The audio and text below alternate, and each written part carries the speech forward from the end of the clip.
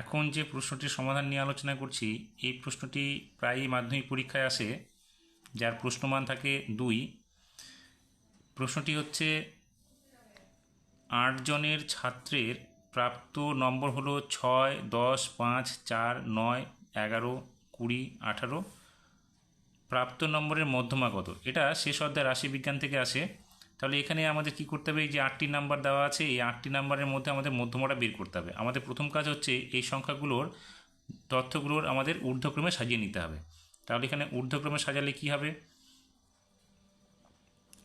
ঊর্ধ্বক্রমে পাই কী পাবো? দেখো, সব থেকে ছোটো সংখ্যাটা আগে নিতে হবে। তাহলে এখানে সবথেকে ছোটো সংখ্যা কত? 4, তারপরে হবে 5, তারপরে 6, তারপরে দেখো 4, 5, 6 চলে গেল।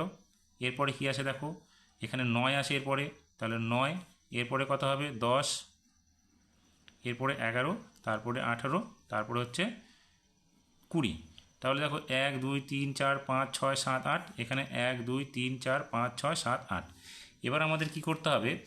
এখানে যেহেতু এখানে সংখ্যাগুলো জোড় সংখ্যা আছে, তাহলে আমাদের কি করতে হবে? ডান দিক থেকে 3টে সংখ্যা এবং বাঁ দিক থেকে 3টে সংখ্যা আমাদের বাদ দিতে হবে। অর্থাৎ এখান থেকে আমি 4, 5, 6 3টে সংখ্যা এদিকে বাদ দিলাম এবং এদিক থেকে 5, 11, 18, 20 সংখ্যা বাদ দিলাম। এবার মাঝখানে যে দুটো সংখ্যা হলো, এই দুটো সংখ্যার গড় বের করলে আমাদের মধ্যমাটা হয়ে যাবে। তাহলে আমরা লিখব অতএব মধ্যমা সমান চিহ্ন 9 + 10/2। তাহলে কত হবে? এখানে হবে 19/2। তাহলে 19/2কে আমরা যদি ভাগ করি 2 দিয়ে 19কে, তাহলে কত হবে? 9.5। তাহলে আমরা কি পেলাম?